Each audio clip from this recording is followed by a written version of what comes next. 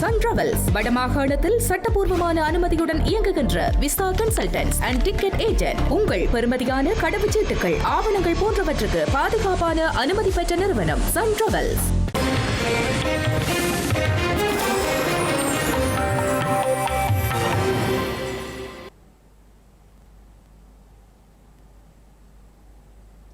வணக்கம். இது ஐபிசி தமிழின் பிரதான செய்திகள். முதலில் தலைப்புச் செய்திகள். கோப் குழு விசாரணையில் நிரூபணமான 2.5 மில்லியன் அமெரிக்க டாலர் பண திருட்டு. நாடாளுமன்றில் சமர்ப்பிக்கப்பட்ட விசாரணை அறிக்கை. கொழும்பு யாழ்ப்பாணம் கடுகதி தொடரொன்றில் இடம்பெற்ற மோசடி. நுகர்வோர் விவகார அதிகார சபை சட்ட நடவடிக்கை. தில்வின் சில்வாவை சந்தித்த இந்திய கம்யூனிஸ்ட் கட்சியின் பொதுச் செயலாளர். சமகால அரசியல் தொடர்பில் கலந்துரையாடல்.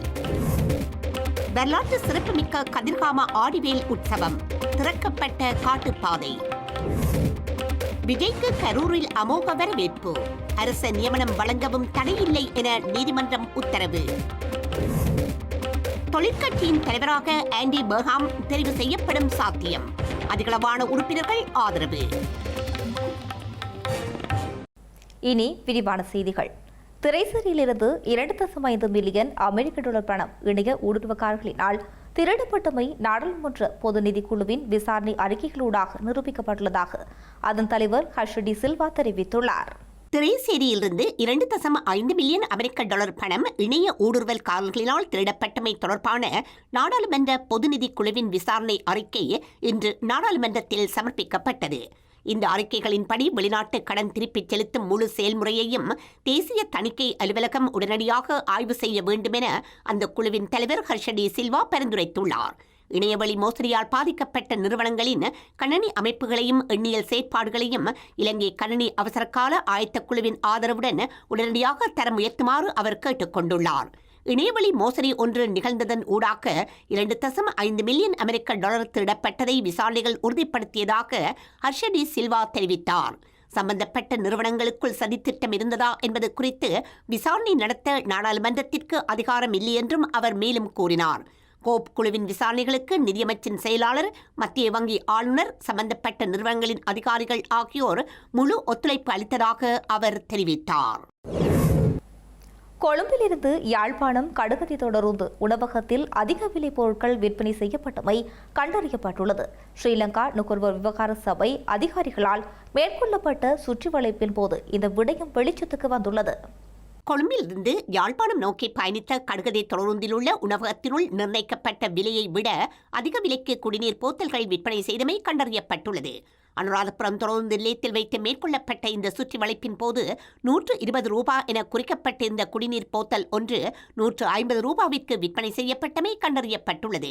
இது தொடர்பாக சம்பந்தப்பட்ட தரப்பினருக்கு எதிராக சட்ட நடவடிக்கை மேற்கொள்ளப்பட்டுள்ளது. தொடருந்து உணவகங்களில் அதிக விலைக்கு பொருட்களை விற்பனை செய்து நுகர்வோரை அசௌகரியத்திற்குள்ளாக்குவது தொடர்பாக நுகர்வோர் விவகார அதிகார சபையினால் தொடருந்து திணைக்களத்திற்கு எழுத்துப்பூர்வமாக அறிவிக்கப்பட்டுள்ளது. இந்திய கம்யூனிஸ்ட் கட்சியின் பொதுச் செயலாளர் டி ராஜா மற்றும் மக்கள் விடுதலை முன்னணியின் பொதுச் செயலாளர் டில்வின் சில்வா ஆகியோருக்கும் இடையே சந்திப்பு மக்கள் விடுதலை முன்னணியின் பெலவத்தை தலைமை அலுவலகத்தில் இடம்பெற்றுள்ளது. இலங்கைக்கு விஜயம் செய்துள்ள இந்திய கம்யூனிஸ்ட் கட்சியின் பொதுச் செயலாளர் டி ராஜா மக்கள் விடுதலை முன்னணி தலைமையிலான பொதுச் செயலாளர் தரப்பினரை சந்தித்து இலங்கையில் ஆட்சி அதிகாரத்தை வென்றெடுத்தமைக்கான தனது வாழ்த்துக்களை தெரிவித்துக் கொண்டார். அத்துடன் மக்கள் விடுதலை முன்னணியுடனான தனது அனுபவத்தை பகிர்ந்து கொள்வதற்கு வாய்ப்பு கிடைத்தமைக்கு மகிழ்ச்சி வெளியிட்டுள்ளார். நாட்டை ஆட்சி செய்வதில் உள்ள பொருளாதார மற்றும் புவிசார் அரசியல் சவால்கள் குறித்தும் நாடுகளுக்கிடையேயான நல்லிணக்கத்தை பேணுவது குறித்தும் விரிவான கலந்துரையாடலையும் மேற்கொண்டிருந்தார். வரலாற்று சிறப்புமிக்க கதிர்காமகந்தன் ஆலயத்தின் வருடாந்த ஆடிவேல் உற்சவத்தை முன்னிட்டு காட்டுப்பாதை திறக்கப்பட்டுள்ளது. வரலாற்று சிறப்புமிக்க கதிர்காம கந்தன் ஆலயத்தின் வருடாந்த ஆடிவேல் உற்சவத்தை முன்னிட்டு பாத யாத்திரை மேற்கொள்ளும் பக்தர்களின் நலன் கருதி உகந்தை மலை குமண தேசிய பூங்காவினூடான காட்டுப்பாதை இன்று வெள்ளிக்கிழமை காலை 5:30 அரோகரா கோஷத்துடன் வைபவ ரீதியாக திறந்து வைக்கப்பட்டது.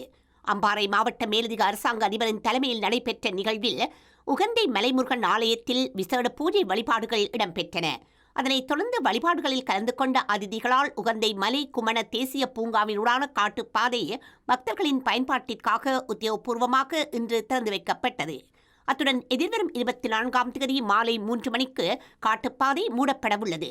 இம்முறை பாத யாத்திரையில் முதியவர்கள், சிறியவர்கள் மற்றும் வெளிநாட்டு பயணிகள் என பலரும் கலந்து கொண்டுள்ளனர். இவர்கள் 80 கிலோமீட்டர் தூரத்தை கொண்ட ஒற்றையடி பாதைகளையும் கிரவல் மண் பாதைகளையும் கடந்து தமது நேர்த்திக் கடனை நிறைவேற்றுவதற்காக புனித பயணத்தை ஆரம்பித்துள்ளனர்.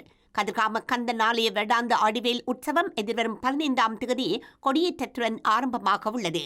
தொடர்ந்து 15 தினங்கள் நடைபெறும் திருவிழா எதிர்வரும் 30ஆம் தேதி மாணிக்க கங்கையில் நடைபெறும் தீர்த்தோற்சவத்துடன் நிறைவடைய உள்ளமை குறிப்பிடத்தக்கது.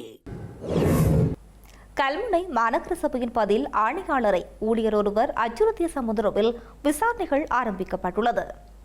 கல்முனை மாநகர சபை எல்லைக்குள் இடம்பெறும் சில குறைபாடுகள் தொடர்பில் தமக்கு கிடைக்கப்பெற்ற முறைப்பாடுகள் குறித்து ஆராய்வதற்காக கல்முனை மாநகர சபை பதில் ஆணையாளர் நூர்தீன் முகமது நாஃபீஸ் களப் பயணமொன்றினை மேற்கொண்டிருந்தார். இதன்போது கடமைக்கு சமூகம் அளித்திருந்த போதிலும் ஊழியர் ஒருவர் தனக்குரிய கடமைகளை முறையாக செய்யவில்லை என்ற விடயத்தை பதில் ஆணையாளர் கண்டறிந்துள்ளார். இது தொடர்பாக குறித்த ஊழியரை அவர் நேரில் கேள்விக்குட்படுத்தியுள்ளார். இதனையடுத்து தம்மை கேள்வி கேட்ட பதில் ஆணையாளரை அச்சுறுத்தும் பாணியில் குறித்த ஊழியர் தகாத முறையில் நடந்து கொண்டுள்ளதாக காவல் நிலையத்தில் செய்யப்பட்டுள்ள முறைப்பாட்டில் தெரிவிக்கப்பட்டுள்ளது. இது தொடர்பாக கல்முனை காவல் நிலைய பல்வேறு குற்றத்தடுப்பு பிரிவு காவல்துறையினர் விசாரணைகளை ஆரம்பித்துள்ளனர். யாழ்ப்பாணம் பல்கலைக்கழக சட்டத்துறை மற்றும் யாழ் பல்கலைக்கழக சட்ட மாணவர் சங்கம் இணைந்து முன்னெடுக்கும் நீதம் சட்ட இதழின் வெளியீட்டு விழா நாளைய தினம் நடைபெறவுள்ளது. யாழ்ப்பாண பல்கலைக்கழக சட்டத்துறை மாணவர்களால் ஒவ்வொரு ஆண்டும் நீதம் இதழ் வெளியிடப்பட்டு வருவதுடன் இம்முறை 10வது தடவையாக வெளியிடப்படவுள்ளது. இந்த இதழ் வெளியீடு யாழ் பல்கலைக்கழக மருத்துவ பீட கூவர் அரங்கில் நாளை காலை 9:30 அளவில் நடைபெறவுள்ளது. இந்த நிகழ்வில் உயர் நீதிமன்ற நீதியரசர் சம்பத் அபேகோன் பிரதம விருந்தினராகவும், மேன்முறையீட்டு நீதிமன்ற நீதிபதி சசி மகேந்திரன் கௌரவ விருந்தினராகவும், சிறப்பு விருந்தினராக சட்டமா அதிபர் திணைக்களத்தின் பிரதி மன்றாடியார் நாயகம் சுகர்ஷி ஹேரத்தும் பங்கேற்க உள்ளனர். பாலியல் துஷ்பிரயோக குற்றச்சாட்டில் ஐக்கிய மக்கள் சக்தி கட்சியின் காத்தான்குடி நகரசபையின் உறுப்பினர் ஒருவர் கைது செய்யப்பட்டுள்ளார். ஐக்கிய மக்கள் சக்தி கட்சியின் காத்தான்குடி நகரசபை உறுப்பினர் ஒருவரின் விடுதியில் பணியாற்றிய இளம் தாய் ஒருவர் மீது குறித்த நபர் பாலியல் துஷ்பிரயோகத்தில் ஈடுபட்டுள்ளார். குறித்த பெண் கணவனை பிரிந்து 1 வயது குழந்தையுடன் வாழும் நிலையில் குறித்த உறுப்பினரின் விடுதியில் பணியாற்றி வந்துள்ளார். இந்நிலையில் நேற்று அவர் பணியாற்றிக் கொண்டிருந்த போதே பாலியல் துஷ்பிரயோகத்தில் ஈடுபட்டுள்ளார். இதனையடுத்து குறித்த நகரசபை உறுப்பினர் கைது செய்யப்பட்டதுடன் பாதிக்கப்பட்ட பெண் மருத்துவ பரிசோதனைகளுக்காக வைத்தியசாலையில் அனுமதிக்கப்பட்டுள்ளார். கைது செய்யப்பட்ட ஐக்கிய மக்கள் சக்தி கட்சியின் காத்தான்குடி நகரசபையின் உறுப்பினரை நீதிமன்றில் முன்னிலைப்படுத்த நடவடிக்கை மேற்கொள்ளப்பட்டுள்ளது. தமிழக முதல்வர் விஜய் திருச்சி விமான நிலையத்திலிருந்து வீதி வழியாக கரூர் செல்லும் நிலையில் மக்கள் வீதியின் இருபுறமும் திரண்டு உற்சாக வரவேற்பு அளித்து வருகின்றனர். அதே நேரம் கரூர் கூட்ட நெரிசலில் சிக்கி உயிரிழந்தவர்களின் குடும்பத்தினரும் தற்காலிகமாக அரசு பணி வழங்குமாறு மதுரை உயர்நீதிமன்ற கிளை உத்தரவிட்டுள்ளது. கரூர் கூட்ட நெரிசலில் சிக்கி உயிரிழந்த 32 பேரின் குடும்பத்தினருக்கு கருணை அடிப்படையில் அரசு வேலை வாய்ப்புக்கான பணி நியமன ஆணைகளை முதல்வர் விஜய் வழங்கவுள்ளார். இதற்கு எதிராக கடும் விமர்சனங்கள் வந்துள்ளதுடன் இதனை எதிர்த்து நாம் தமிழர் கட்சி சார்பிலும் மனிதநேய ஜனநாயக கட்சியின் சார்பாகவும் தாக்கல் செய்யப்பட்ட வழக்குகள் இன்று மதுரை உயர் நீதிமன்ற கிளையில் அவசர வழக்காக விசாரணைக்கு எடுத்துக் கொள்ளப்பட்டது. இதன்போதே கூட்ட நெரிசலில் சிக்கி உயிரிழந்தவர்களின் குடும்பத்தினருக்கு பணி நியமனம் வழங்க தடையில்லை என்றும் அது தற்காலிக பணி நியமனமாக அமைய வேண்டும் என்றும் நீதிமன்றம் உத்தரவிட்டுள்ளது. ஈரானின் முன்னாள் அதி உயர் ஆன்மீக தலைவர் அலி கமேனி அவரது சொந்த ஊரான மஷ்கத்தில் இன்று அதிகாலை நல்லடக்கம் செய்யப்பட்டுள்ளார். கமேனி குடும்ப உறுப்பினர்கள் கலந்து கொண்ட ஒரு நிகழ்வான இது நடந்தாலும் இதில் புதிய ஆன்மீக தலைவரும் கமேனியின் மகனுமான மொஜ்தபா கமேனி கலந்து கொள்ளவில்லை. ஈரானின் புதிய ஆன்மீக தலைவராக நியமிக்கப்பட்ட கொமைனியின் மகனான மொஜ்தபா கொமைனி இன்னும் பொதுவெளியில் தோன்றாத நிலையில் கொமைனியின் அனைத்து இறுதி நிகழ்வுகளை அவர் தவிர்த்துள்ளார். இன்று அதிகாலை நடந்த தனது தந்தையின் தனிப்பட்ட அடக்க நிகழ்வையும் அவர் தவிர்த்தமை பாதுகாப்பு காரணங்களுக்காக எனவே கருதப்படுகின்றது. இந்த நிலையில் அலி கொமைனி இன்று அதிகாலையில் மஷ்கத் நகரில் அடக்கம் செய்யப்பட்டதாக செய்தி வெளியிட்ட ஈரானிய அரசு தொலைக்காட்சி ஷியா இஸ்லாத்தின் புனித தலமான இமாம் ரெசா ஆலயத்திற்குள் அலி கொமைனியின் உடல பேழை கொண்டு செல்லப்படுவதையும் காட்டியிருந்தது. அமெரிக்காவிற்கும் ஈரானுக்கும் இடையே மீண்டும் தொடங்கிய தாக்குதல்களின் பின்னணியில் உச்ச தலைவரின் அடக்கத்தின் இறுதிக்கட்டம் இன்று அதிகாலை நடந்தது. தொழிற்கட்சியின் தலைவர் மற்றும் பிரித்தானிய பிரதமராக ஆண்டி ஃபர்ஹாமை தெரிவு செய்யப்படுவதற்கான சாத்தியக்கூறுகள் அதிகமாக உள்ளதாக கூறப்படுகின்றது. தொழிற்கட்சியின் தலைவர் பதவிக்கான வேட்பு மனுக்கள் தாக்கல் நேற்று வியாழக்கிழமை தொடங்கிய நிலையில் ஆண்டி பெர்ஹான் வேட்பு மனுவை தாக்கல் செய்துள்ளார். எனினும் அவரை எதிர்த்து வேறு யாரும் இதுவரை வேட்பு மனு தாக்கல் செய்யவில்லை. ஒரே வேட்பாளராக பெர்ஹாம் நீடிப்பதால் 322 தொழிற்கட்சி நாடாளுமன்ற உறுப்பினர்கள் அவருக்கு ஆதரவளித்துள்ளனர். 323 பேரின் ஆதரவிற்கு இன்னும் ஒரு வாக்கு குறைவாக உள்ள போதிலும் சில நாடாளுமன்ற உறுப்பினர்கள் நாடாளுமன்றத்திற்கு திரும்பியதும் பெர்ன்ஹாமிற்கு ஆதரவளிக்க உள்ளதாக கூறியுள்ளனர். வேறு யாரும் போட்டியிடாத பட்சத்தில் பெர்ன்ஹாம் அடுத்த வாரம் தொழிற்கட்சி தலைவராக அறிவிக்கப்பட்டு ஜூலை 20 அன்று பிரதமராக பதவியேற்பார் என எதிர்பார்க்கப்படுகின்றது.